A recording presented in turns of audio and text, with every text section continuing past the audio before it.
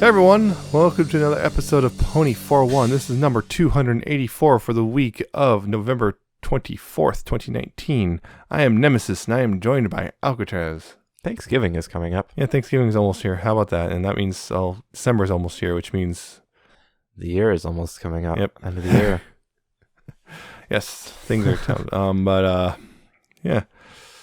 Half-Life Alyx was announced. Oh boy. Now That's everyone's gonna jump on the VR train. Yeah, including us, hopefully. Potentially. We keep seriously looking into We're it. both seriously looking into VR stuff now. Because that's important now. It's like I've always been kind of interested in it, but I kept pushing it off. Now I'm even more interested. Now I can't really push it off anymore, can I? I just don't have much of a place. That's what I'm dealing with. That and it's expensive. Yep. Anywhere from $200 to $1,000, depending what you would go with. Why's everything gotta cost money? Yeah. The other thing is also got Disney Plus. Yes. I got it. That just came out. Yeah, that did come out since we last recorded. That did pop up to mixed results. Like when the service works, it seems great. If the service works, a lot of people are having issues with it. Not having had. Yeah. It was like the first few days were launch woes and yeah. But that's kind of expected, really. Been great. Got to watch some old stuff I haven't watched forever. And the Mandalorian showed up. It's like, oh, I guess I have a reason to get Disney Plus. Yeah, I've been watching that. I haven't seen the latest episode. I have not either. I have to wait pretty much a week because of timing stuff. Yeah. But anyway, we're not here to talk about that stuff as much as we'd love to. We're here to talk about pony things, even if there's not a whole bunch of new stuff. Well, there's that one thing, but yeah, we'll get to that. But first, before we get to that, we have some news with comics, and after the big discussion, we'll have fan content, of course. Of course. So, if you want to follow along with news, go to pony411.libsyn.com/show notes. It's spelled LIBSYN, and follow along there and click links so you can get more information than we might be willing to delve into because of time. Yeah. So, convention news to start us off. BabsCon has announced Grey Delisle Griffin. Yeah, she didn't really do anything on the show except for that one tangential fan thing. But she's friends with Tara Strong. So there you go. Not the first time that a PonyCon has invited a non-pony guest. Anytime they do that, drama tends to happen. It's like, oh, we're going to do a non-pony thing. Oh, no! But I remember she did voice work for a fan project, so there's that. And then I guess other news, YouTube implemented COPPA or whatever, however you want to pronounce it, and screwed up spectacularly at it. Yeah, they got slapped, and now they're kind of like they're passing the buck, basically. Yeah, basically. They Google/YouTube got hit with a $170 million fine, which, if you don't know, that's basically 2 days profit for them, so it's nothing. That's nothing. And then they decided to go ahead and punish the creators because they screwed up. Because the whole thing, if you don't know, COPPA is it's the Child Online Privacy Protection Act. Basically, don't collect information on minors. Yeah, which is 13 and under in this case. In this case, it's anyone under 13. Yeah, which YouTube was. Because of personalized ads and whatnot, they were doing that. And the FTC said, hey, you can't do that. Fine them. And then YouTube said, okay, hey, creators, you're going to have to change your how you do things or something. And, well, the whole thing, you're supposed to mark your video whether or not it's for children and stuff. But the thing is, a lot of us are freaking out because, well, for example, we talk about My Little Pony, but we also, our podcast is very much intended for an adult audience. Yes, My Little Pony is intended for children, but our podcast is not. So it's kind of in this thing of like a lot of people, including a lot of people in the fandom, musicians and animators in particular, are freaking out because is my stuff going to get caught under this COPPA thing? Yep. And am I going to be, because the other thing is, the scary thing is $42,000 fine per video that is found in violation. Possibly. And even if you're not, in violation, if you do get it marked, you could face much reduced revenue stream from it. Yeah, the whole thing is, if you mark it as for children, you lose comments. Your revenue's reduced because you can't have personalized, which is where the bulk of ad revenue comes from. Yep. You can't do playlists and screens. Your video does not show up in recommendations at all. Yeah, it's really nasty. Because the easy solution is just mark your videos for kids and be done with it. But for a lot of us, that doesn't work. Particularly since we're not aiming at kids at all. We don't aim at kids. Most of the fandom stuff doesn't aim at kids. My personal channel is not aimed at kids, but a lot of the problem is because of the nature really of the things we're vague talking nature about. Yeah. The vague nature of the guidelines and stuff, it's really easy for them just, because, and let's be honest, a lot of old, out of touch white dudes are making these decisions. It's possible we'll get hammered, and people are genuinely afraid. So there have been people who have just completely delisted a bunch of their videos and whatnot to dodge this. Out of fear. Some of the reactions may be a little bit more than they need to, but it's understandable why people are afraid. Just the sheer amount of misinformation coming from YouTube and the FTC on this too, because even the FTC has made some like weird claims that they'll sue the individual content creators, and it's just that was the thing. They said they're monitoring 20 million accounts, and when this goes live, they're going to be sitting there, and they actually literally said it'll be like shooting fish in a barrel. Yeah, so it's just like, even though the actual COPPA law has existed since 1998, by the way. Yeah, the COPPA law has been around for a while, and it wouldn't actually affect content creators directly like that. It shouldn't, because us content creators don't have that information. Yeah, we don't have that information. So YouTube it's not our fault. We have nothing to do with that. We don't see it. We don't have influence on it. So when the FTC is starting to say like, oh, we're going to sue them, and then they're also saying that they're not. So there's a whole bunch of contradicting information out there, and it's just it doesn't help that ever since, I think YouTube's actually been generally been quiet ever since they did the initial announcement. Yeah, that doesn't help things, because we're all like sitting here like, what the heck's going on? We don't. And their thing is like, because like I saw one of the guidelines was about if your videos feature toys, that might be considered for children, and it's like my personal channel, for example, I review Transformers, and like Transformers are traditionally, quote, for children. However, I also review things which are multi-$100 collectibles intended for adult audiences. You can say things on the box like ages 16 and up. I noticed in my last few videos, I didn't even do this consciously. I was like, when I was filming the box, I was pointing out the ages 16 and up on the box. Yeah. Like, I was doing this because like I, freaking out about the fact that I don't want to get caught up in this.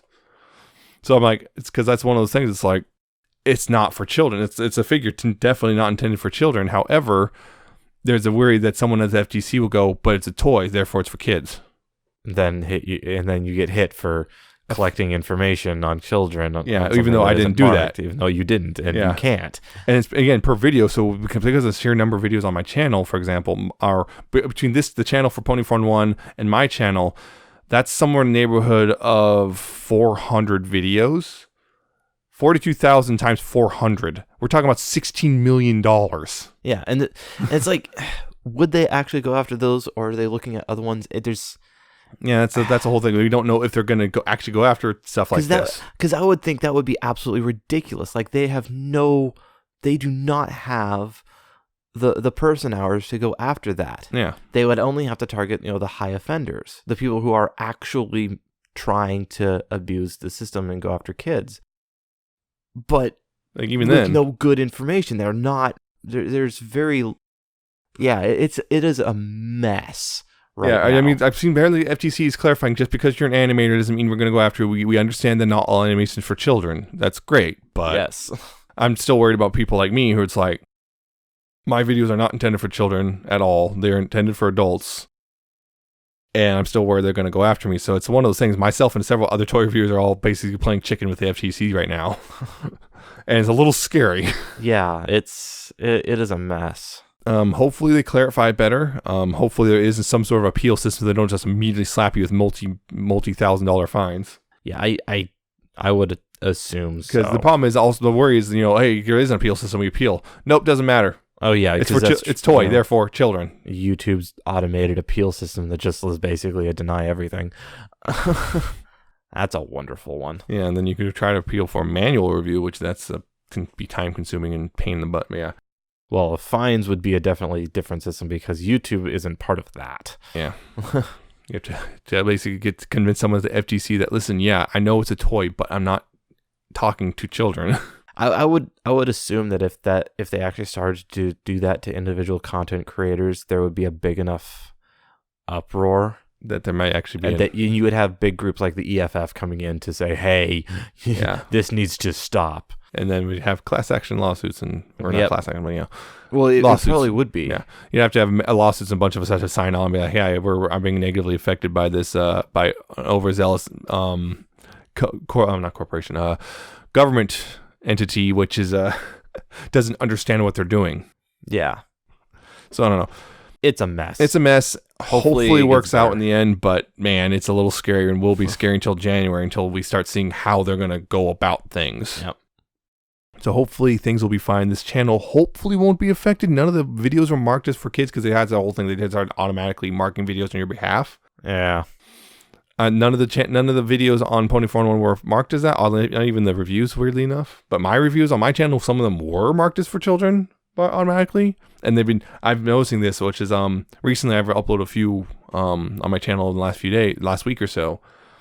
I upload it, come back later to check on it, and be marked for children. I'd go to change it. It's still marked as not for kids on my edit page, but on the main video listings, it's still marked as for children. So basically, YouTube just screwed up their YouTube UI again. It's a poorly implemented, probably something that they just threw together really quick. The automated thing is ignoring that, your little option. When the automatic tool comes in, it ignores your little option there for whether or not it's for kids. So I had to set it as for children and then set it back to not for children to fix it. Yeah, that sounds like they just threw something together really quick. Yeah, it doesn't work, and I'm a little worried about that. Yeah. But anyways, we'll see how that develops. Hopefully it won't actually negatively affect us too much, except for people who I guess the only people who should be negatively affected by this is, well, YouTube itself, but they're going to try their darndest to avoid that. Yeah. Because that's what they do. Every time they screw up, they try to blame the creators on YouTube. Every single time. Fault. Oh, no, that's right. We'll move on from that. Moving on to merchandise stuff. COPPA has announced has revealed their prototype for their Applejack figure. Yay. Yep, buy some apples. Buy some apples. It's prototype, so it's not final yet. No pre-orders yet, but probably soon. Yep. And in comic news, the 2019 holiday special has a preview on iTunes that is coming out in a few days from now, actually. I should make sure I get that pre-ordered. Make sure if you haven't already. And Friendship is Magic number 87 has been revealed. This is going to, I believe, coming out in February of 2020. Strap in, sports fans, because it's time for the biggest race in Equestria, the Daytona Breach 500. And when there's a race, there's Rainbow Dash, ready to be trained by the most unlikely of ponies, Big Macintosh. Meanwhile, a plunderer of ancient antiquities known as Sax Romer throws a wrench into the competition when he steals a priceless artifact. It promises to be the fast and furious in this brand new My Little Pony adventure. Oh my god, the puns. Yeah, I really went a little overboard on that one. Just a little overboard. Fast and the furriest. I believe actually 2 covers have been revealed so far. Cover A, which is this weird thing with Dash and Big Mac and looks like Angel almost. And cover B, which apparently has Shining Armor and Cadence all lovey-dovey, which has nothing to do with it. Sure, that's standard. I know. Yeah, that's standard. Apparently it's coming out February 19th. Look at that. That's the comic stuff. And Equestria's Girls news, believe it or not. Part 1 of the Holiday Unwrapped special, Blizzard or Bust, is out on YouTube. So yes, they do actually have names. Yes. We're going to find them out over the course of the next, I guess, 6 weeks. I think I saw the title for the one with the snowball fight. Blizzard or Bust is the new one. And actually, the second one came out, the Thin Red Pie. That's what it is. Thin Red Pie. That's the new one. That just came out today, too. Yep, Thin Red Pie. Yeah, they're coming out on Saturdays. I remember. Yeah, I knew there was going to be another one. I knew there was another one coming out. I just didn't think about it. So yeah, 2 though, Blizzard or Bust and the Thin Red Pie. And that's the news. The news. Yeah, because surprise! What a shock! No Friendship is Magic news. Yeah. But yeah, we do have a discussion. First off, well, some comic stuff. Namely, we'll start off with Friendship is Magic number 84, because that came out first, which is written by Christina Rice with art by Tony Cusisto. Pencils. Yeah, and colored by Heather Breckel. In which Twilight assigns a midterm, which is instead of doing a test, though, does a creative project. And, well, I was a little freaked out, particularly the Student 6. And Ocellus, in particular, is really pushing herself. Probably a little too hard. And that's the story, basically. Yep. It's actually kind of interesting, the premise here. It's unfortunately some of the best stuff I can't really talk about without spoiling the whole thing. Yeah. But there's some pretty decent little moments here between some characters and whatnot. It's kind of an interesting little character moments that we didn't really get in the show, mostly because, well, the show got a little stretched thin over this, how many characters it was focused on. What a shock. There's a little bit, on one bit where Spike just snark once. Yep. I don't even know who you are anymore. I don't even know. Yeah, that was great. And then never to be seen again. Yep, for the rest of the comic. As it should be. Wow, you just had to go there, didn't you? Well, of course. Why wouldn't I? But, yeah. There's some good bits in there. The artwork's pretty great. I actually like it. Yeah, it was pretty good. I definitely enjoyed it. Yeah, I would I recommend go picking it up. Get it. Yeah. Get it. That's number 84 there. So we'll go ahead and move on to Feats of Friendship number 3, the finale, I guess, or somewhat, of the Feats of Friendship series. Which, hey, look, Student 6 are, arguing with each other because of the meddling. Meddling. Yes, meddling. Because of all that meddling that What's-Her-Face did. I don't remember her name now. I don't remember her name. Oh, no. Swiftfoot. Swiftfoot, that's what it was. Yes, Swiftfoot. Swiftfoot. I wanted to say it was Swift something, but I wasn't sure. Yeah, Swiftfoot. Wait, no. No. Yeah, Swiftfoot was, her meddling. She tried to break them up and then said, hey, surprise, they actually started to make up with each other. And, I guess lessons were learned. That's the story. Lessons were learned. I don't know. It's kind of a weak ending, in my opinion, for many reasons. Some of which is just, it's, doesn't really, I feel, adequately get into Swiftfoot's story very well. It kind of does, but also keeps a lot of stuff just kind of... Just hanging? Yeah, a lot of stuff's hanging. It introduces it with a lot of open ends and then just kind of leaves it there. It's almost like they want to do a sequel. Yeah, it really does feel like they're trying to lead into another thing, but I'm not sure if that's ever going to come or not. Exactly. And yeah, it really does feel there's a lot of stuff hanging which really should not be left hanging. Like I understand you don't have to answer every question, but there's a lot of stuff that just feels it's a very unsatisfying ending. Yeah. Swiftfoot doesn't really come to a really satisfying character arc conclusion or anything. A lot of the main conflict that she causes doesn't really resolve in a satisfying way. It's very fast and just okay. We're done now. Yeah, a lot of stuff just kind of okay. We're done. Yeah, it's weird. I think a lot of it is because they introduced the backstory, some of her backstory. It like introduced a new conflict. Mm-hmm. That's like said. It's like they finished this conflict really quick to introduce a new conflict that may never be dealt with. Yeah, and the part of it feels like they're real quick to try to make Swiftfoot very sympathetic, and I think that kind of undermined things a lot. Yeah, it's like you want to be a sympathetic character, but they didn't. That's like, well, okay, but you needed to do a little bit more to actually build that. Yeah, it wasn't particularly well done, and it's unfortunate. It looked like it could have been gone somewhere, but I was starting to get a little worried as of the last issue, and worries were justified. Unfortunately, just didn't come to a good conclusion, and just kind of leaves me feel disappointed in the end. Decent build up with kind of a disappointing release, which seems to be common in these comics anymore. Unfortunately, yeah. Yeah, I can't really recommend the series, actually, because of that. The disappointing ending kind of makes it so it's like, yeah. It's unfortunate because the last few miniseries have actually been pretty solid, but this one just... Definitely could have been better. Yeah, it's unfortunate. So I can't really recommend the Feats of Friendship just because of that.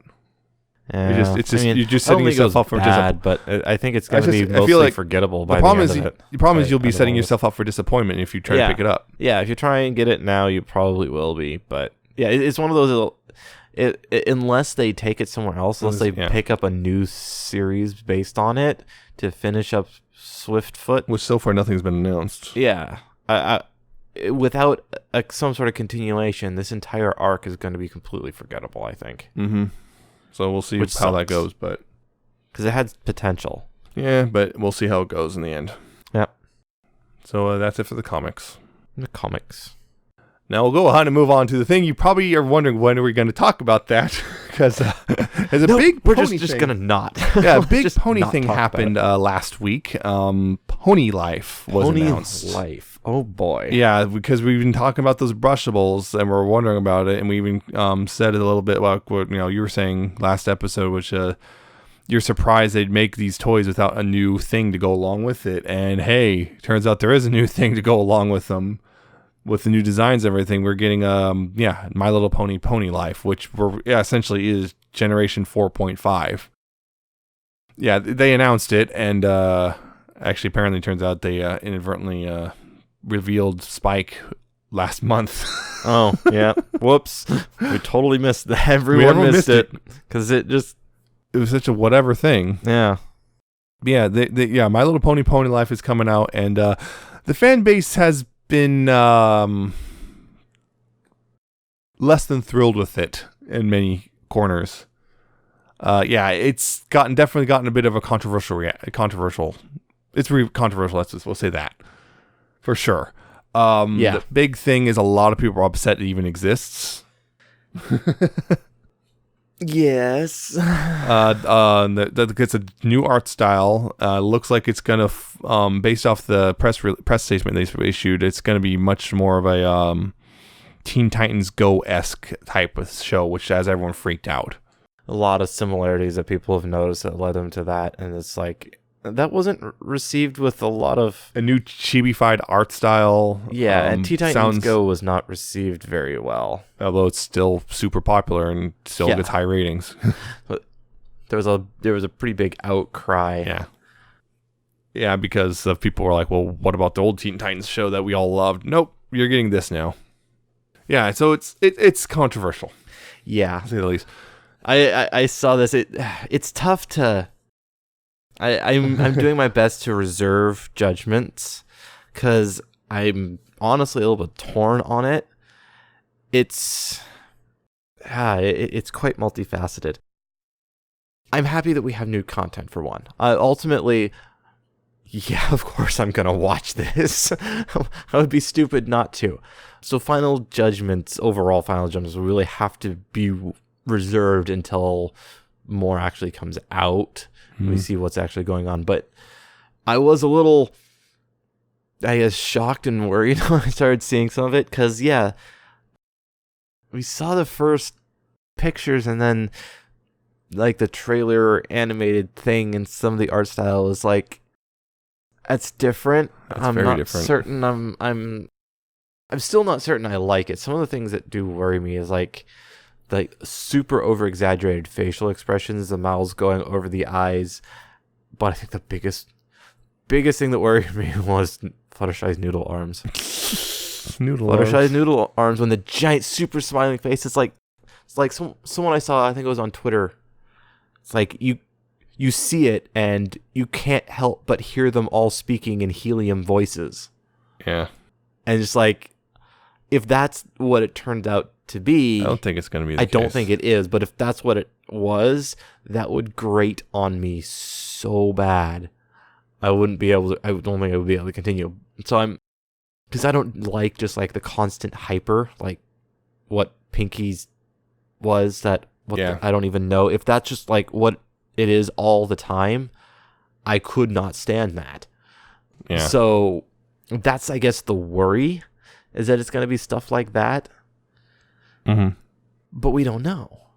Well, we know a little bit. We know a little bit. We don't know what the final result is because it's not out yet. No. Kind of interesting that this wasn't leaked at all. Yeah. Not at all. We were so all... But probably because this is a fairly, and my guess, this is a fairly quickly put together thing. Which is another worry. If it's that quickly put together, I want to get back to that a little bit because they dropped a trailer which is mostly the toys, and then hey, look, here's the animated versions. Yep. And the press release, let's see, it's premiering on Discovery Family Go in short form content on the My Little Pony YouTube channel. It sounds like it's going to be a lot like the Equestria Girls shorts overall, in that it's going to be very short, very simple things, just a couple minute long shorts. Yeah, so we're going to have anywhere from like 3 to 7 minutes long, which as we are aware, it is very difficult to talk about at length because there's not a lot there to talk about. So we'll see how that goes down the line. Although it says series launches next year with all new content premiering on Discovery Family and Discovery Family Go and short form content. So I don't know, it might actually be a full blown cartoon as well. Yeah, so maybe multiple things. Yeah, we'll see how that goes. We'll figure that out down the line. And they said the other thing they said is it is the same voice actors as from Friendship's Magic. That is a very good thing. Yeah, that is also is another thing that's like, this is not G5. Yeah. So we're calling it 4.5. We're calling it, because it's a weird thing. They're talking about how it's going to be more slice of life than the original. It's like, but it was slice of life, although they started doing a little bit more, long arcs or trying to. Yeah. But yeah, so it's going to be further slice of life type stuff. It could be even more simplified, so it's going to be interesting. Yeah.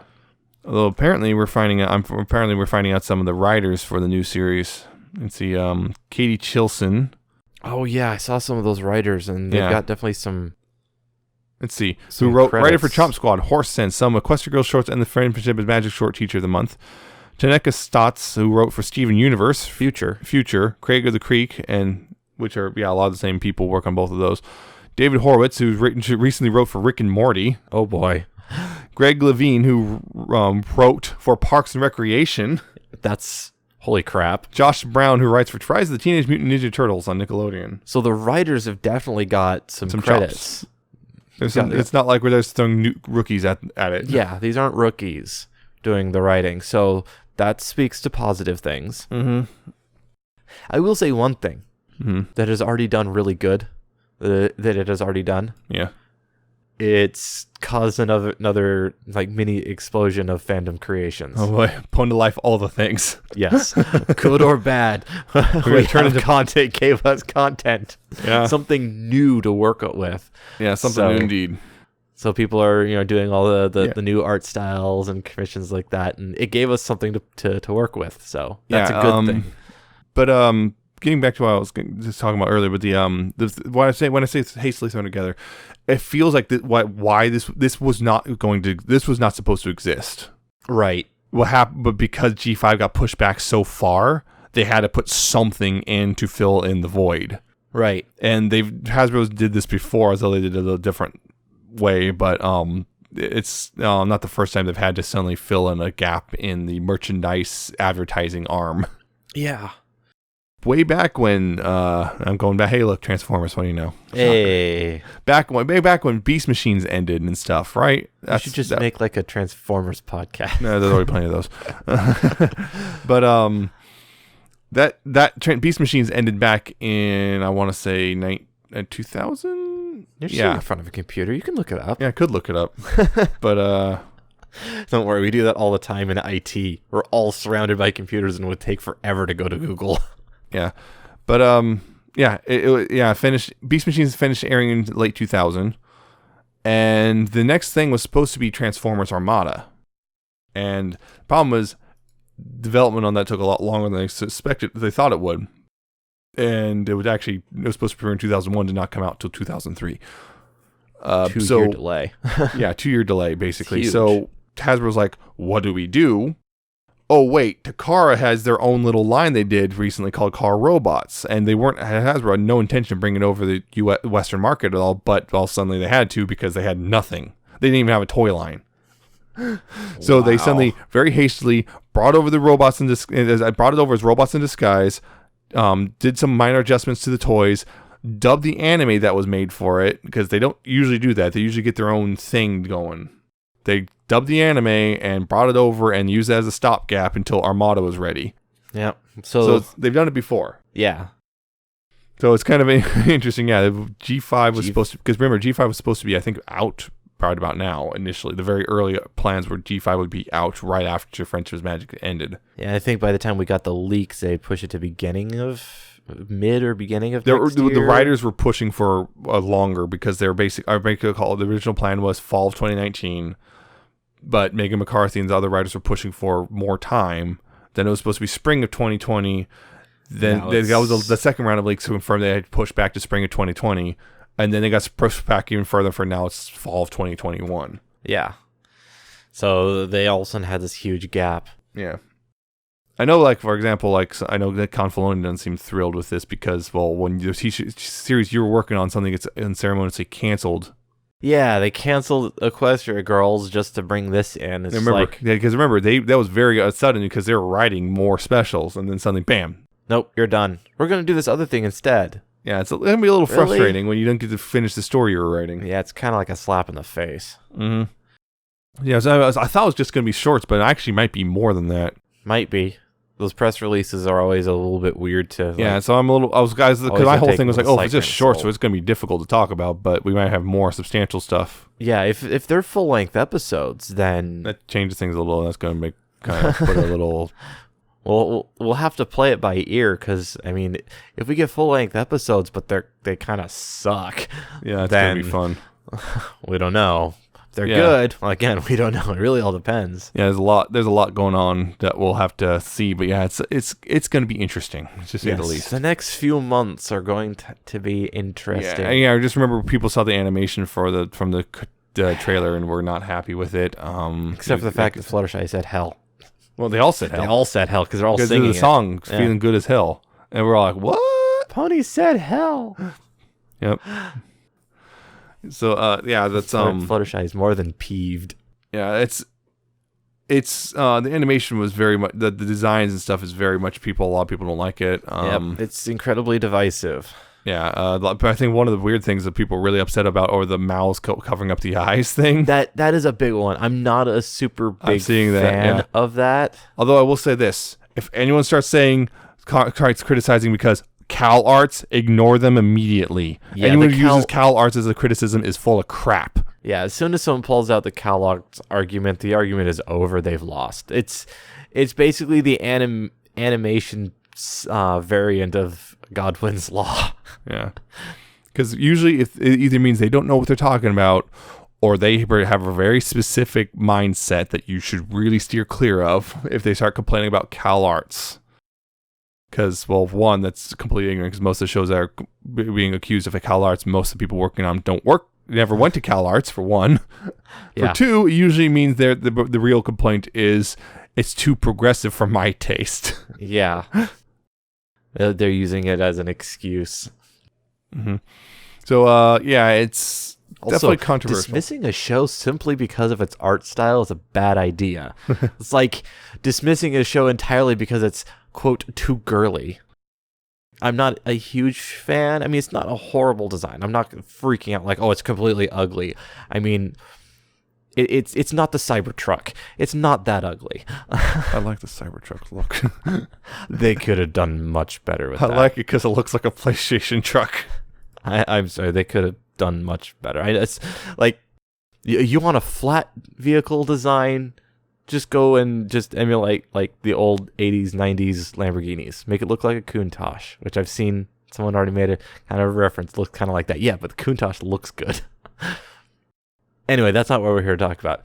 I'm not horribly against the design, but I'm not a huge fan of it. But I'm not going to write off the entire show. I'm not going to just not even bother with it just because of that. I'm not too turned off by the design. I actually kind of like some parts of it, but every now and then I see it looks like, when I see a rendition here and there, it looks pretty good. I think it's just when they take it to the extremes, like Fluttershy and the noodle arms in that face. People are really upset about that one. That one, because it's so out of character. It's not Fluttershy. I think that's the biggest reason. It's so exaggerated for a character that is very much not. Pinky, it's not out of character, but it's still kind of annoying. Like, that's a bit much. Pinky, get off the crack. Exactly. Look, what? God, that would just be horrible. Look, ponies, except it's the annoying orange, but with ponies instead. Yeah, I don't know. Okay. Also, people also know Spike looks a little more feminine in a lot of the artwork. Also, is missing wings. Yeah, that's interesting in of itself. Also, Dash seems to have more of a mohawk going on. Yeah. Her hair's very spiky now. Very spiky. And not like the dragon. Well, actually, kind of. Consider they're kind of sticking straight up like Spike's spine, so it's kind of spiky, actually. But anyway, I just don't want that because I've been seeing a lot of Spike Dash shipping showing up on Derpy Bureau lately. It's like, why? Just let it die. It's been around since season 1. Also, Gummy looks somewhat effeminate too. Got like long eyelashes. It'll never die. It needs to. Although the one thing that does worry me is when Rarity popped on screen, she does a thing where it's like you can see that she has no hind legs because they weren't expecting. That's a little bit of an alarming thing. This is the announcement trailer. This is the one you'd think you'd get absolutely perfect, and they missed that detail. It happens to the best of us. I know, but I'm just saying this is the one they always, when they announce something, they try to make it look as good as possible, even if the main series is not going to have that much attention because you don't have that much time and money. Yeah. But this is one where hey, look, we already went up high enough that you can see that she has no hind legs. Yeah. That's a whoops. Whoops. I don't think it's that big of a deal, but yeah. Also, yeah, the first thing when I saw Applejack, and then the first thing I saw was she was smiling. It's like the first thing I saw it was Sans. Do. I swear to God, that was my first thought. Was like, that looks like a Sans smile. And am I wrong? You're not wrong. You're not wrong. That's why you tweeted it. Yeah. I mean, that's just. I'm just waiting for puns to come out of that mouth. Puns. That'd be a very big departure for Applejack, unless they're apple-based. Unless they're apple-based puns. We get a lot of the countryisms, as they're called, from her. But yeah. Not much in the way of puns. Anyway, there's, of course, the toy line tying in. Don't know if that potion... What was the name again? Potion Nova is ever going to appear in the show. Who knows? Who knows? Because that's sort of like the whole, like they said, there's someone with the theme with the sugar cube corner and potions. Yeah, that's going to be part of it. It is going to be all part of the story, so... Maybe part of the story. Maybe. At least the toy line, but yeah.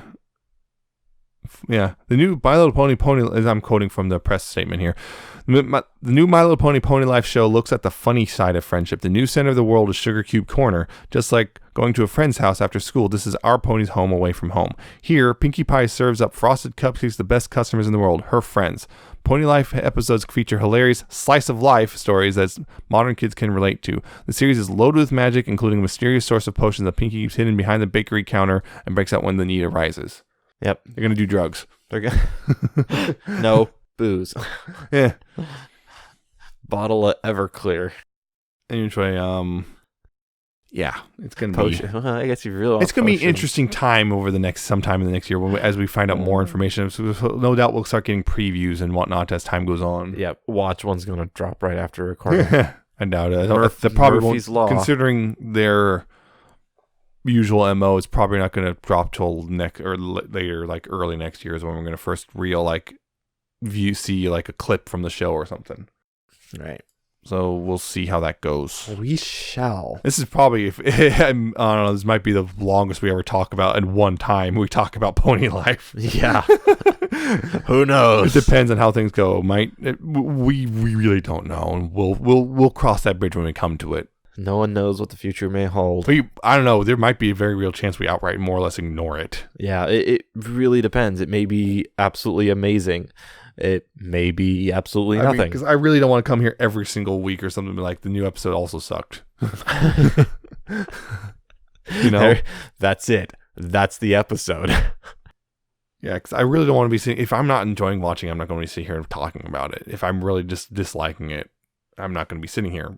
It wouldn't be fun for us. It wouldn't be fun for y'all either. Yeah, so it's best not to do that. We'll come back to it when we'll get there. We'll figure it out. We'll figure it out. Don't worry. It's going to be K. So I guess we'll go ahead and I don't think there's much else we can say at this point. Nope. We're repeating ourselves and ranting. Yeah. So we'll go ahead and move on to the fan content. Yay. Which if you want to go check that out, go to pony411.libsyn.com/show notes to see the stuff. Well, let's go ahead and start with music. Music. Yes, I have got 3 songs I want to feature this week. And just going to jump right in with the first one.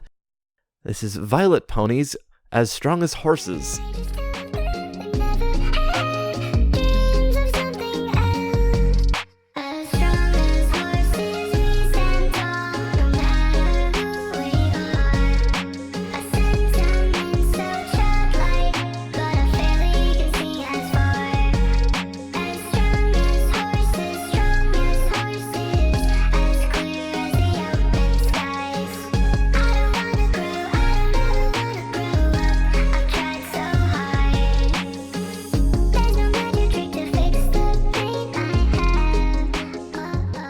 Opening of this song immediately catch my attention. The instrumental sound, it's my jam. I love that one. But in the rest of the song, it's super chill. It's based on Trixie, sort of. It's part of a album that Vylet is putting out, and it will release on Christmas. If you pre-order it, you get this one. This song is one of them you get now. Right. But yeah, it's a really good song. I really like it, and as expected from Vylet, everything is just really well done. Yeah, because definitely some interesting vocal effects on it, that's for sure. Yes. I think pitching up plus adding some, I don't know how to describe, but definitely a vocal effect. And it's also very light and airy. It is. It's a happy song about like what was it, like childhood? Oh, I hope. Yeah. Right. Okay. The second one I have is dBPony's "The Journey Never Ends." This is what you mean to me. Yes, I burned out to be generous to everyone I meet. And I learned not to be scared of anything. Not be loyal to my family and those that I comfort. I won't pretend. Oh no, 'cause the journey never ends. Yes, dBPony. That's a name that hasn't popped up in a while. They've kind of come back to the dBPony semi recently, and I've always loved their work from way back in the day. So I'm happy to feature it again. Great vocal work, but absolutely amazing guitar work and instrumental. dBPony is an amazing guitar player, and this is a really good song. It's like talking about the fandom and all the good times and what it's done and that sort of thing. It's like it was a great time. It did so many good things, and it's not, we're always going to have it at least in our hearts, even if. But yeah, it's just a really good song. I loved how it was all put together, especially like around middle or near the end ish. You have like actual clips from the show put in for perfect effect, and then switching into a little snippet of Great to Be Different. It was just really well done.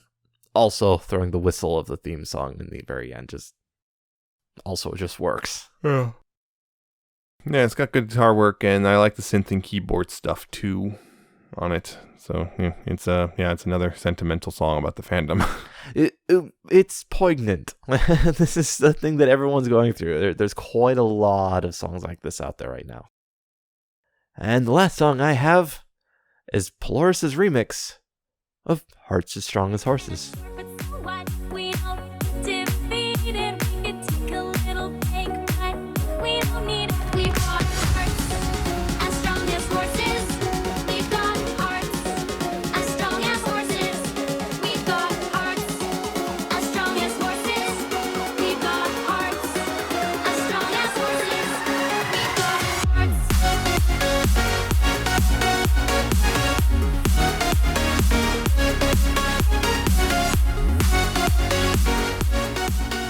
Oh man, this song, probably one of, if not my favorite remix of the song so far. The plucks and pads and on this song are just absolutely incredible. Just the feel of it, the bounce, so well done, and the vocal layering when it hits, it's just incredible. And then in the middle, it slows down to like a false ending, and then switches into some vocal chopping. It's great. It's a really, really good remix. Yeah, it's bouncy. There's a neat kind of like robotic-ish vocal effect at some parts. The vocal layering, yeah. Yeah, that sounds robotic to me. It's robotic and layering. There's multiple. Yeah. It's like you've taken 2 copies of it and done stuff. Yeah. Yeah, pretty good. Yep, it's great. Go check it out. That's my music that I got to feature. Yep. All right. Fanfiction, there is nothing updated, but I do have a new thing to tell you guys about. It's Hearts on the Table by Paperhearts. Yeah. It's a 9,297 word fic, and it is about Twilight and Ember. Ember? Yeah, Twyber. I guess. Twyember? I don't know. Emberlight? I think Emberlight I've seen before. Yeah, I know Twy. It's about them and kind of figuring their stuff out with each other. And yeah, it's part of the reason I featured 1. It's actually pretty well written. 2, it's you don't really see Ember a whole lot. You don't. It's a bit of a rare And pair. 3, there's a line, I don't want to spoil it, but it involves a rock. There's a few of them. But there's one in particular that just really made me laugh because it just involves a rock, and yeah. It is a good fic. Yeah, I liked how it's got a. Yeah, I like how that just their interaction, that the whole thing. That's the whole thing is them talking to each other. So Yep, yeah, them talking and it works really well. I feel and talking, yeah, talking about stuff. talking and heavy air quote talking. Yeah, I really enjoyed it just because it's unique and It's well written and it's a bit. It has that sort of introspective-esque to it, where they kind of search into themselves, and I really like introspective things. Two of them are kind of awkwardly approaching this whole thing that they're both And differences on how they handle things. And why are you so soon, Ember? Yep. Yeah, I recommend checking it out. It's good. Mm-hmm. So that's the fan content, which means we are at the end of this episode. Oh no! Oh yes. Oh yeah. If you liked it, you can check out past and future episodes as well. To go to pony411.libsyn.com. Again, it's spelled LIBSYN. You can see the episodes there and subscribe to the RSS feed and see all the links I'm about to tell you about over the next minute or two. Because you can also find us on youtube.com/pony411, at least for now. You can find us there and like, comment, subscribe, all that stuff there. And if that's your preferred method. And you could also go to Google Play, Stitcher, or iTunes and search for Pony411 and subscribe to any of those services. And with Google Play, you have to go to play.google.com/music to do so. You could also find us on ponyvillelive.com. See us there along with other shows and whatnot, including radio stations, where we also air on one of those, which is Ponyville FM, every Tuesday night at 6 p.m. Pacific, 9 p.m. Eastern.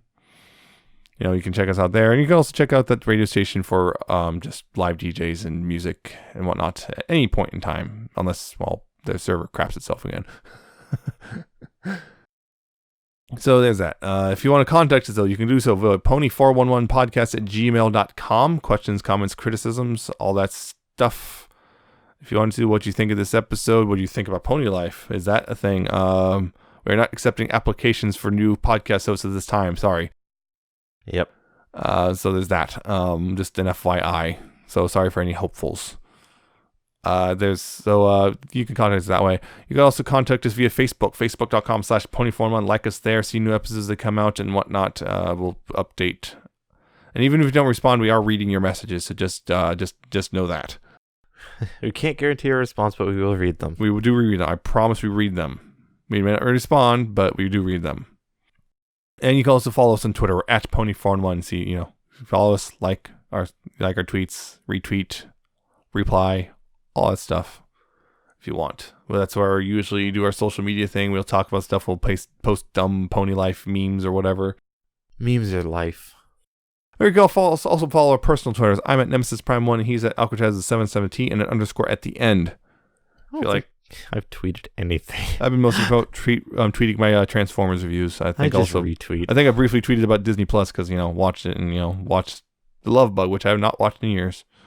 Yeah, I just retweet things like pictures of Rainbow Dash and horrible puns. And then there's the just a little brief thing about COPPA because that's been on my mind a bit, not surprisingly. Yep, it's been on a lot of people's minds. Yeah, so you can follow us there on our personal accounts if you want. And yeah, that's it for now. That's all, folks. That's it for now. Tune in next time. That'll be in 2 weeks. We'll be talking about something or another pony related. Something. Someone's got to figure what he wants to talk about out. Yes, I'm putting it all on him. Yep. It'll be my turn. Yes, again. So, that's it for this episode. So, hope you enjoyed. And remember, until next time, please pony responsibly. See ya. See ya.